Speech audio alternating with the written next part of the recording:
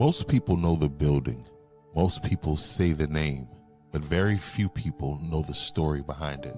The Ralph H. Johnson Veteran Affairs Medical Center in Charleston, South Carolina, isn't named after a politician. It's not named after a donor. It's named after a young Marine who made the ultimate sacrifice. Ralph Henry Johnson was just 19 years old, a United States Marine, a Vietnam War veteran, a kid from South Carolina who answered the call. In June of 1968, during combat in Vietnam, Johnson's unit came under attack. Grenades began raining down. Ralph Johnson didn't hesitate. He didn't look for cover. He didn't think about himself. He threw himself on the grenade. He gave his life so others could live. For that act of courage, Ralph H. Johnson was posthumously awarded the Medal of Honor, the highest military decoration in the United States. So every time a veteran walks through those doors, every time a family finds care, every time a life is saved inside that hospital, they're walking into a place of true valor.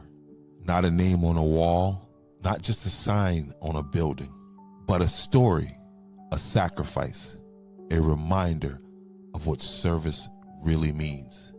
So the next time you hear the name Ralph H. Johnson, ask yourself, did you know his story?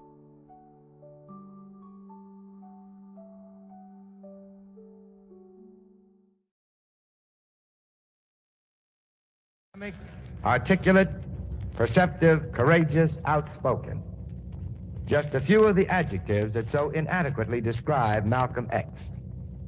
Few singular personalities have emerged on the national and international scene to so excite and stimulate interest in the plight of 22 million Afro-Americans in the USA.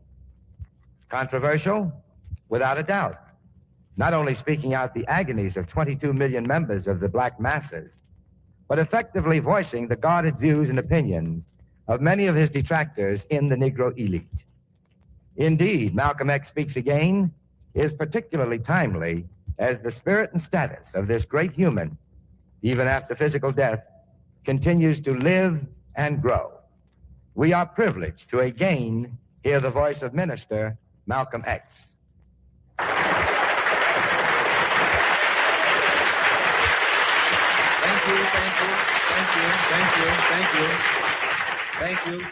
Thank you. Ladies and gentlemen, I welcome the opportunity to come into your home.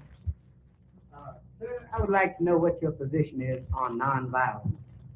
Well, nonviolence is one of the things that has disarmed the so-called Negro here in America. And any Negro leader who teaches our people to be nonviolent in the face of the violence that we've been experiencing for the past 400 years is actually doing our people a disservice. In fact, it's a crime. It's a crime for any Negro leader to teach our people not to do something to protect ourselves, especially in the face of the violence that is inflicted upon us by the white people here in America. And whenever you teach a man to turn the other cheek or to be nonviolent, what you're actually doing is disarming the victim of white brutality. You're robbing him of his right to defend himself. In fact, the only time it's intelligent to be nonviolent is when you're dealing with someone else who's nonviolent. I'm nonviolent with those who are nonviolent with me. This is intelligent.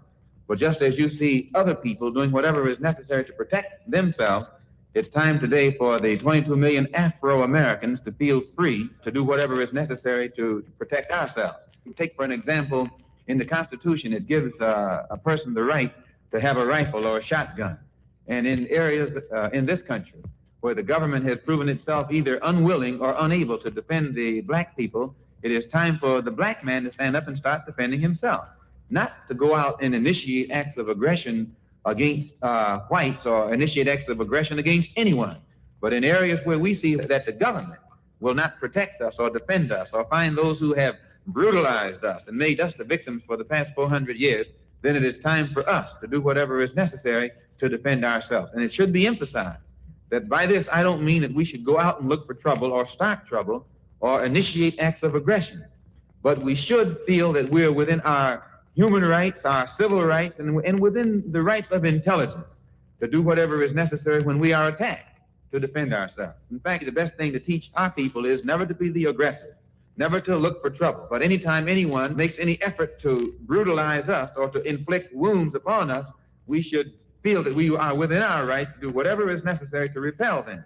Do nothing unto anyone, but always do whatever is necessary to keep others from doing to you, which they've been doing for the past 400 years, making us the victims of brutality. But is it not a fact, Minister, that people like Dr. Martin Luther King, who have advocated nonviolence, have been successful with their nonviolent moves? Well, they've been successful in going to jail. They've been successful in becoming the victims of police dogs and police clubs and water hoses. If Dr. Martin Luther King feels that this is the best way to gain freedom, justice, and equality for our people in this country, well and good. I have no criticism of him whatsoever, but I think that the time has come now where the masses of black people feel that nonviolence shouldn't be taught to us unless it's also taught to the white people in this country. And black people shouldn't be taught to turn the other cheek unless the white people are taught to turn the other cheek. Now, if Dr. Martin Luther King can be so successful in disarming Negroes, they should send him to Russia and let him disarm the Russians. Let him disarm some of these other countries where...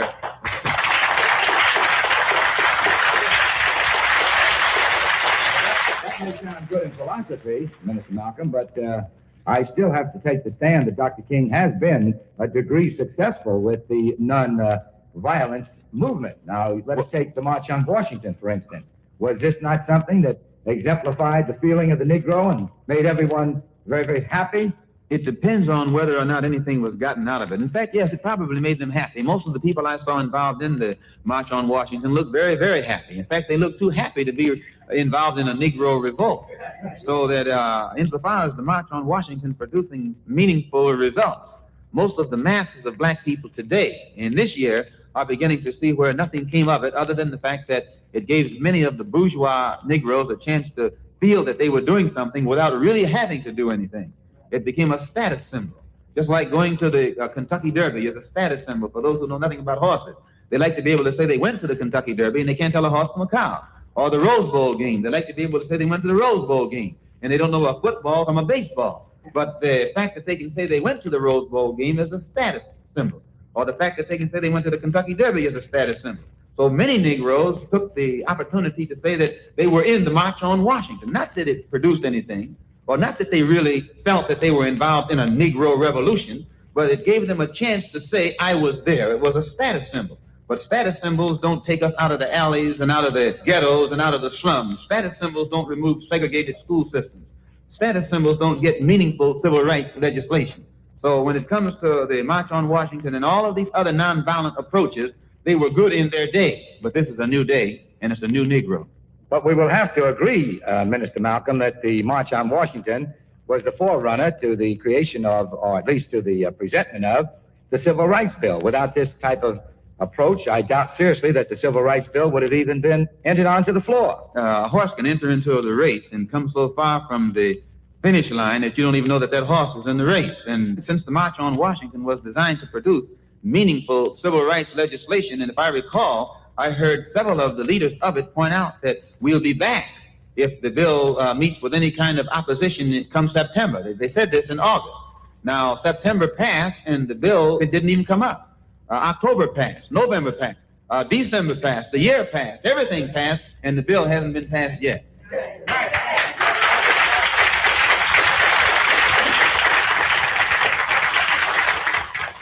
Are you saying that you feel a more violent approach to it would cause this bill to be passed? It's not a case of violence, and I think that our people should never let themselves be trapped intellectually into thinking that whenever they do something to defend themselves against the violence of the white man, that they're being violent. But you're advocating violence. No, we're advocating the necessity of black people defending themselves against the violence of the white man, because the American government has already proven itself either unable or unwilling to defend us as it should do. Well, the white man hasn't gone out to create any marches, nor has he gone out to do anything that would make the people in the communities feel that he was opposed by law to their thinking. No, all he has done is sick his police dogs on innocent black women and babies. All he has done is put his fire hoses on innocent women and children, black women and children. That's right. Or all he has done is shoot Medgar Evers in the back. Or he has bombed the church in Birmingham, Alabama, and murdered 4 innocent little girls. Or he has shot down young boys from their bicycle as they were riding innocently through the street. That's all he has done. Well, you feel that this is a cause for the Negro to take on the violent act? It's not a case of the Negro taking on a violent act, but it's a case of the Negro doing what is necessary to defend himself against the violent acts of the whites. Since the government has refused to defend the Negro. The church was bombed and the government has done nothing about it. Medgar Evers was murdered and the government has done nothing about it. Emmett Till and Charles Max Parker were murdered and the government has done nothing about it. But at the same time, the government is in South Vietnam trying to tell them what to do. The government is in Berlin trying to tell them what to do. The government is in Africa trying to tell them what to do. But it cannot get its own people here in Mississippi and Alabama and New York City and tell them what to do. That's right.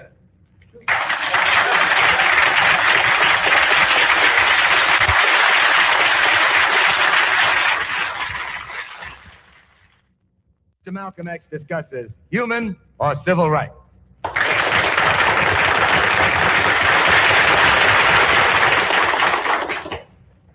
Minister Malcolm, I'd like to know why you place so much emphasis on calling the freedom struggle among Afro-Americans in this country a struggle for human rights rather than civil rights. Well, most of our people don't even know the meaning of civil rights. And by not knowing what it is they're actually trying to get, it has eluded us for the past 100 years. Civil rights is supposed to mean citizenship. When you have civil rights, you have citizenship. When you have citizenship, you have civil rights. And if the 22 million Afro-Americans were actually citizens of this country, it wouldn't be necessary to pass any kind of additional legislation to include us in the Constitution. If you notice, whenever the people come here from Europe, they can come here from Poland, which is a communist country. They don't need any legislation to make this Polish person a citizen. They don't need any additional civil rights legislation to make the refugees from Hungary who come here citizens. They don't need any additional legislation to make anyone who comes to this country a citizen. But when it comes to the rights of the black people who are the descendants of slaves, then immediately new legislation is necessary. So this right here implies that when the Constitution was written, in some way or other, it must have excluded those of us who were slaves at that time. And because we were excluded from the Constitution when it was originally written, today they have to amend it in order to include us. But if you notice, the Civil War didn't include us in the Constitution. Had the Civil War included us in the Constitution, we would be citizens today. Had the amendments even to the Constitution actually included us, we would be citizens today. If the Supreme Court desegregation decision way back in 1954 was sufficient to include us into the jurisdiction of the Constitution, all of our problems would be solved today. So there's something about civil rights that makes it almost impossible for us to get it. So you have to know the difference between civil rights and human rights. As long as our people are begging for civil rights or they are labeling their struggle for freedom, justice, and equality under the label of civil rights, then what they do is leave us in the jurisdiction of Uncle Sam's courts. And it's actually Uncle Sam who is guilty of all of the violation of our rights that have taken place in this country. So when you go to Uncle Sam to try and get some kind of redress over civil rights violations, you're taking your case to the man who's responsible for the violation. So the only way our people can really get some meaningful results, it has to be taken out of Uncle Sam's hand and taken into a world court. And the world court that has been set up to listen to the complaints of human rights violations is in the United Nations. Human rights are international, and civil rights come within the jurisdiction of the country where these rights are violated. Some people may wonder why our brothers from Africa and Asia have not spoken out more boldly or without compromise on the injustices that the 22 million Afro-Americans experience in this country. They can't speak out. As long as these injustices are labeled by us as civil rights, then this remains a domestic issue, and none of our people from abroad, because of protocol, can become involved in Uncle Sam's domestic problems. So all the civil rights groups have to do is expand the struggle from civil rights to human rights. And once it is expanded to the level of human rights, then this puts us in a position to charge Uncle Sam with violating the UN Charter on Human Rights. We can take it before the United Nations, and other nations of this earth can then side with us and indict Uncle Sam for the mistreatment of 22 million Afro-Americans. The very fact that the struggle of the black people in South Africa, or I should say the injustices that have been experienced by black people in South Africa has come before the UN, or the injustices experienced by our own people, again, in Angola has been brought before the UN. Even the oppression of the Hungarians has been brought before the UN. The plight of the Jews in Soviet Russia, and there's only 3 million of them in Russia, has been brought before the UN. Well, then why hasn't the problem of the 22 million Afro-Americans come before the United Nations? It has not come before them because the leaders of the civil rights struggle don't understand what civil rights actually amount to. When they are mature to the point where they can see that their present struggle has kept them under Uncle Sam's jurisdiction, and Uncle Sam is not morally capable of solving this problem, then they will shift it out of the courts of Uncle Sam and take it to the courts of the United Nations on the level of human rights, and we'll get some kind of meaningful results. As long as we keep it at the civil rights level, we alienate the support of our brothers and sisters in Africa and Asia. But when we shift it to the level of human rights, we have the support of billions of black, brown, red, and yellow people from all over this earth behind us. The United States is a great world power and has in the past exercised a lot of control and power within the United Nations. So how can you expect to wage a successful battle against such a powerful country in a world court? Well, whenever you believe in what the United States has taught us concerning democracy, which means one voice, one vote, this is good, because in the present world setup, world governmental setup, as is represented by the United Nations, each country there has one vote, which means that no matter how wealthy a nation is, it only has one vote. And no matter how poor a nation is, it still has one vote. So the ballot actually equalizes the poor man and the rich man. Back when the United Nations was set up, it consisted largely of white nations, because most of the dark nations were then colonized and weren't independent. Since the dark nations have gained their independence and have emerged on the scene, today in the UN, you have more dark nations who are in a position to vote in a bloc than you have white nations. So that we have a situation now where the grouping together of the dark nations who formerly were colonized has given them enough political power to offset the military power and prestige of these mighty white nations of the West. And it is their support. It is only in the United Nations, where everyone has the ballot, where everyone has equal vote, that the plight of the black man can be given a just hearing, and the weight of the dark world can come down on our side and balance the scales on our side. But whenever you take it into the white man's court, you never will get justice, because the white man is the guilty one who committed the crime in the first place.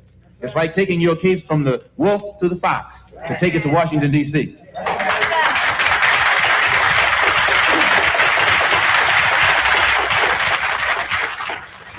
I don't think I wholeheartedly go along with that, Mr. Malcom. I have some appreciation for your discussion as regards to the human right and the civil right. But here in America, as a band of Negroes, I think the most progressive thinking that we could possibly attain is civil rights. This is the thing that we want. This is the thing that we hope to get. This is the thing that we're going out to fight for. Without our civil rights, the human rights and the rest of the elements are non-entities as far as human rights come before civil rights.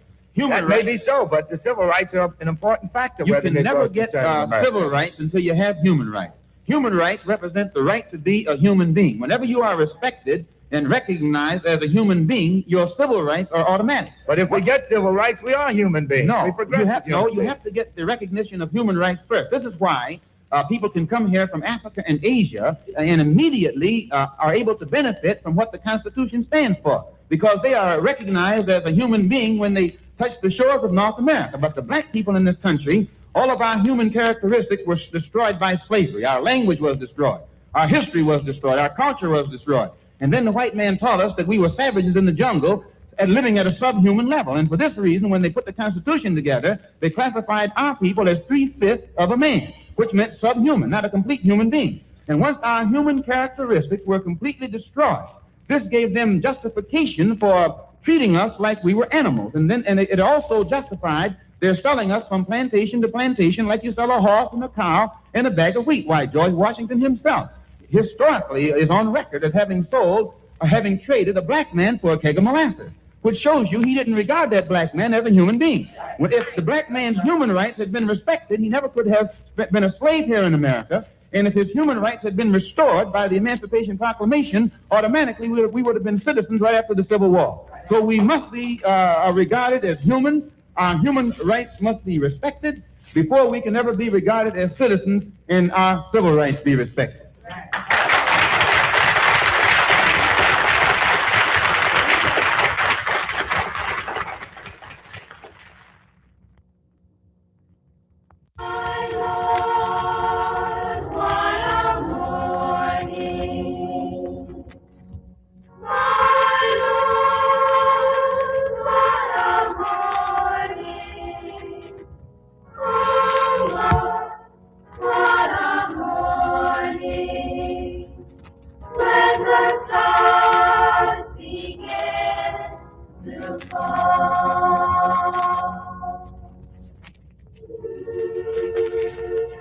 Sunday, September 15th, in the year of our Lord, 1963. It was a cool, overcast morning in Birmingham, Alabama. Sunday school classes were just ending in the basement of the 50-year-old yellow brick church. The morning's lesson was The Love That Forgives, the 5th chapter of Matthew. Outside, parents were arriving to collect the children. At 22 minutes past the hour of 10, a force let loose that electrified and shook the world.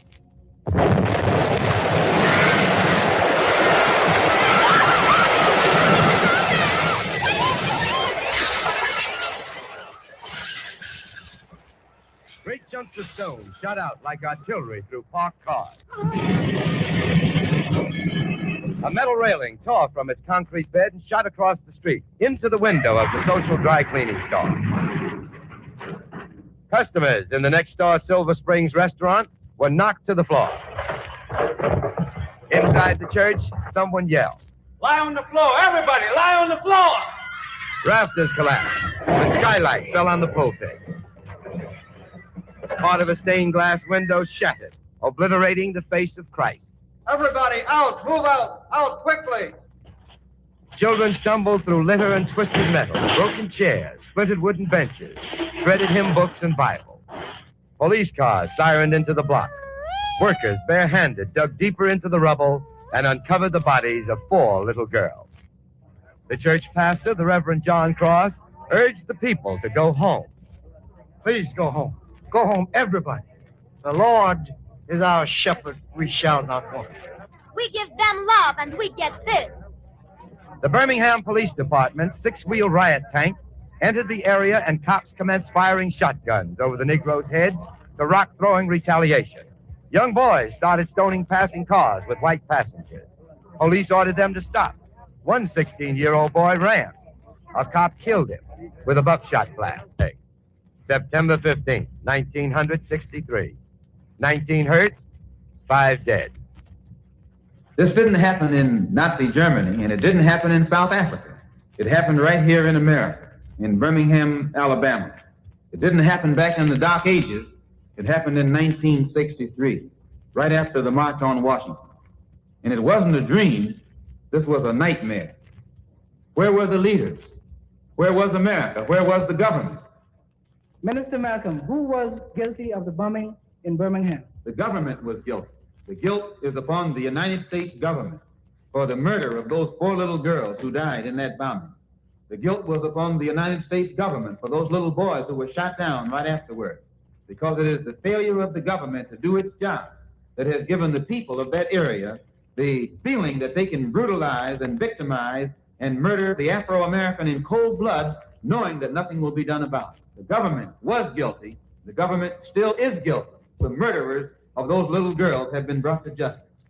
Minister Malcom, do you feel that the government, as charged, being guilty, should inject themselves into this? There seems to be some technicality as to the fact that they can't get into this due to the fact that this is a state as against government opposition, where the legal matter of it is concerned. Well, it has become impossible for the government in Washington, D.C. to intercede because if you study the structure of the United States government, you'll find that out of 16 senatorial committees that govern this country, 10 of them are in the hands of the senators who are nothing but Southern segregationists. Out of the 20 congressional committees that govern the country, 12 of them are in the hands of congressmen who are nothing but Southern segregationists. So we can see that the government itself in Washington, D.C. is a segregationist government. And they teach you and me that the South lost the Civil War. But at the same time, when we examine the structure of the government, we find that it is run by white racists, by white supremacists, by segregationists who are called Dixiecrats, but are actually nothing but Democrats, whose leader is sitting in the White House, who himself is also a former senator from a segregationist racist state known as Texas.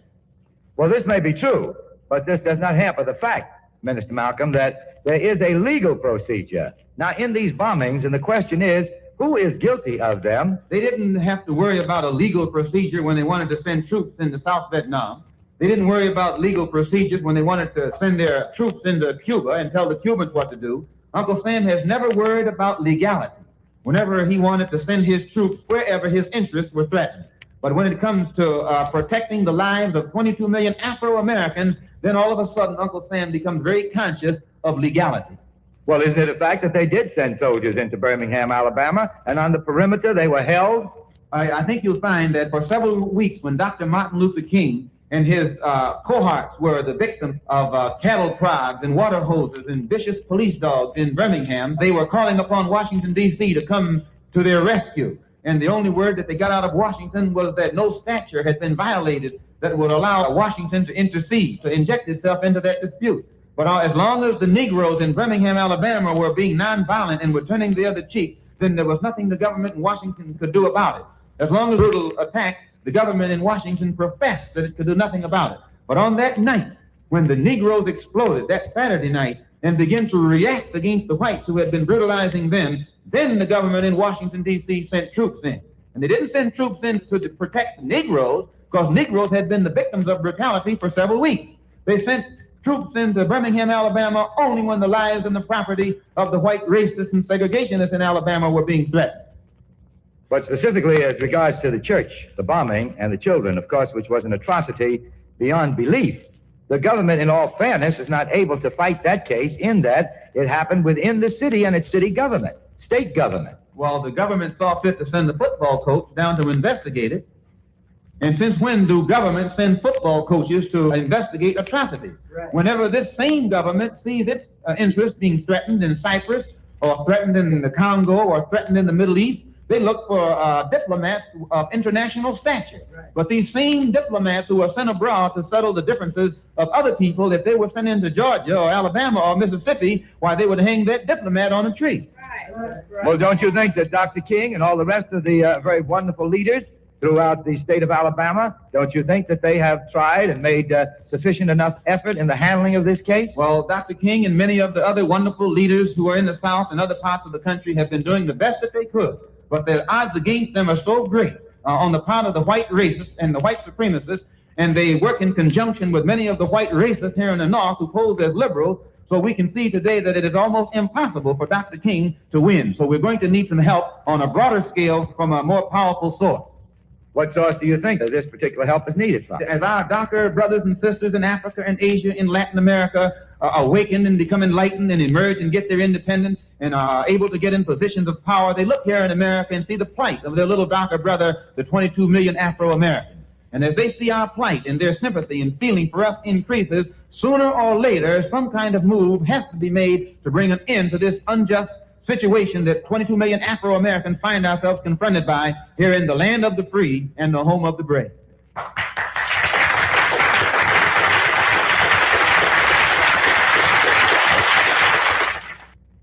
Gentlemen, Minister Malcom X discusses the ballot or bullet.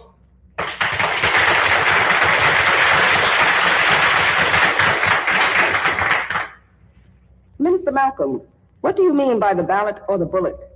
Well, as our people, the Afro-Americans, become politically mature, they become very much aware of the recent trend in political elections.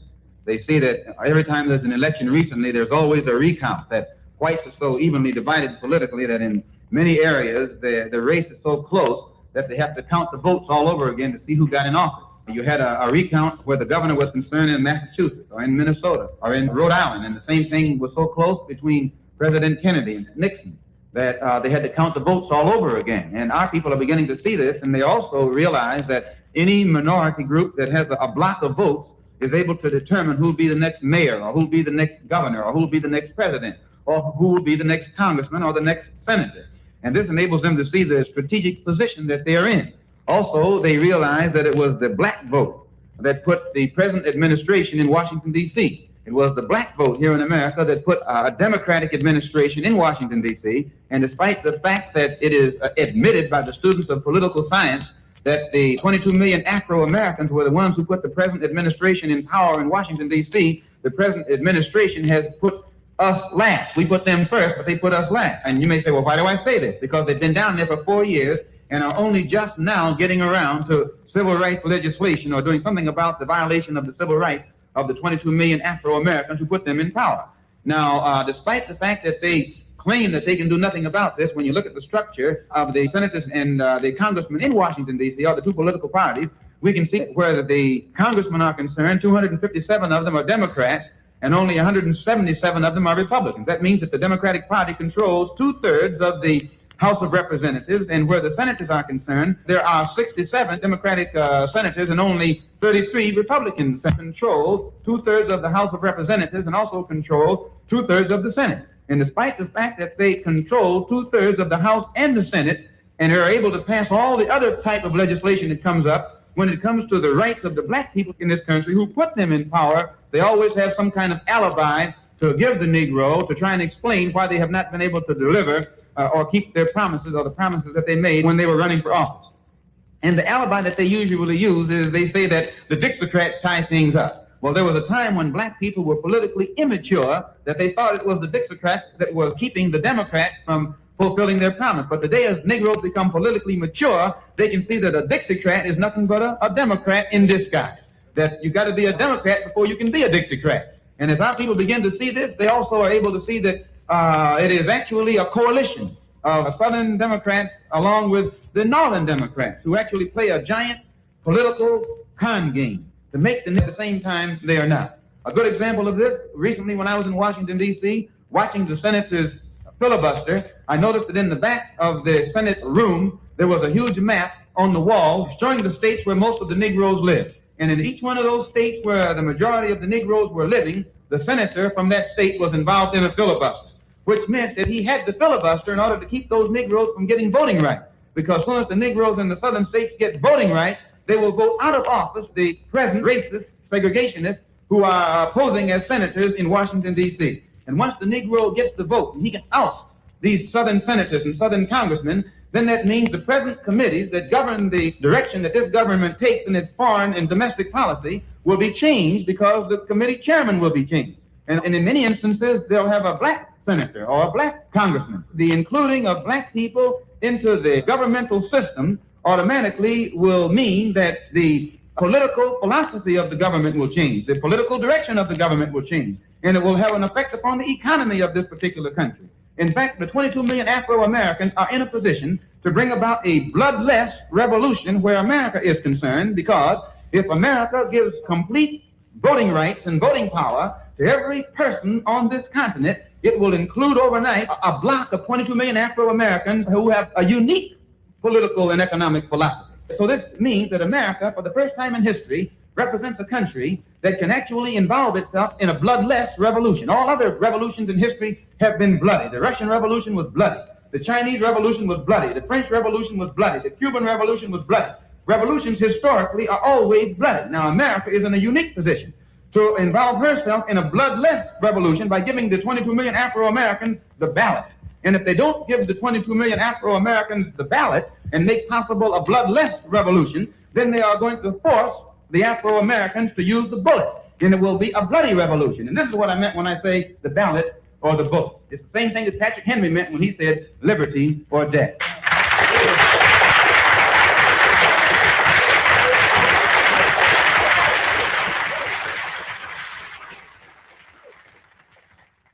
Ladies and gentlemen, Minister Malcolm X discusses black nationalism.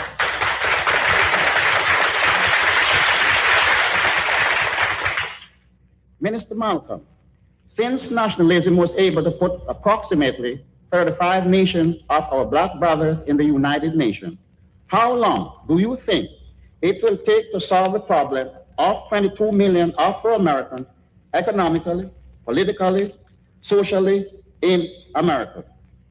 Well, it's true. Just as it took nationalism to bring about freedom for our brothers and sisters in Africa and Asia, it'll take the gospel of black nationalism to bring freedom to the 22 million Afro-Americans here in this country. And we who belong to the Muslim Mosque Incorporated, although Islam is our religious philosophy, our political, economic, and social philosophy is black nationalism. And we adopt this philosophy so that we can work with all other leaders and all other organizations in a program that everybody can become involved in and participate in order to eliminate the political, social, and economic evils that afflict our people. Now, the political philosophy of black nationalism only means that the black man should control the politics and the politicians in his own community. And the politicians must also be made to take the responsibility for helping to eliminate the evils that afflict our people in our own community. And the economic philosophy of black nationalism only means that our people need to be re-educated into the importance of controlling the economy of our own community, controlling the economy of the community in which we live.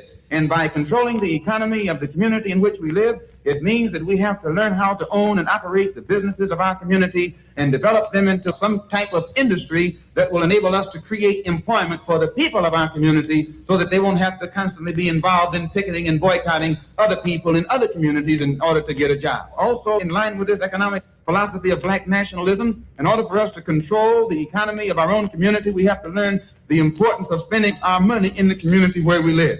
Anyone who knows the basic principles of economics must be aware of the fact that when you take the money out of the neighborhood in which you live and spend it in an integrated neighborhood, or rather in your effort to integrate, you spend it in a neighborhood where you don't live, the neighborhood in which you spend your money becomes wealthier and wealthier, and the neighborhood out of which you take your money becomes poorer and poorer. And this is one of the reasons why wherever you find Negroes, a slum condition usually develops, or we have to live in the ghetto, because all of our wealth is spent elsewhere. And even when we try and spend the money in the neighborhood where we live, usually because we haven't learned the importance of owning and operating businesses, the businesses of our community are usually also controlled by outsiders. The stores are controlled by people who don't even live in our community. So even when we try and spend our money in the neighborhood where we live, we're spending it with someone who puts it in a basket and takes it out as soon as the sun goes down. So the economic philosophy of black nationalism puts the burden upon the black man of learning how to control his own economy.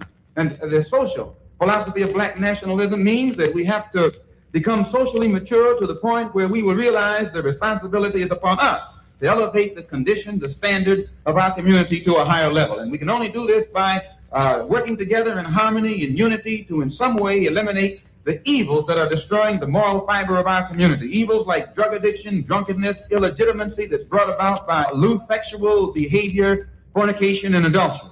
And once we eliminate these evils that are so destructive to the moral fiber of our community, the level of our society will be higher, and you'll find that our people will be satisfied to live in our own social circles and enjoy life in our own social circles instead of trying to force our way into the social circles of those who don't want it. So as I said, just as it took nationalism to bring about the independence of our brothers and sisters in Africa and Asia, the goal or the objective of the political, social, and economic philosophy of black nationalism is designed to bring about the complete independence of the black people in this country by making us become consciously involved in controlling our own community. Once we can control our own communities now, then perhaps we will later be able to control our own country, control our own nation, and govern ourselves, and in some way have control over our own destiny. And in order to bring this about, the Muslim Mosque Incorporated is involved not in trying to spread any religion, but to work with people of all other religions. We will work with our people. We don't care if they are Christian or Jew or Muslim or atheist or agnostic, whatever they are. Our desire is to spread the gospel of black nationalism. We want to evangelize the gospel of black nationalism. And once this gospel of black nationalism is spread among our people, it means that those who are in the Baptist church can remain Baptist, but they take the political, economic, and social philosophy of black nationalism. Or those who are Hebrews, call themselves black Hebrews, they can still practice their religion, but take the social, political, and economic philosophy of black nationalism. And this philosophy in itself will bring about the independent thinking of the black people in this country and eventually lead to the complete physical independence of the black people in this country.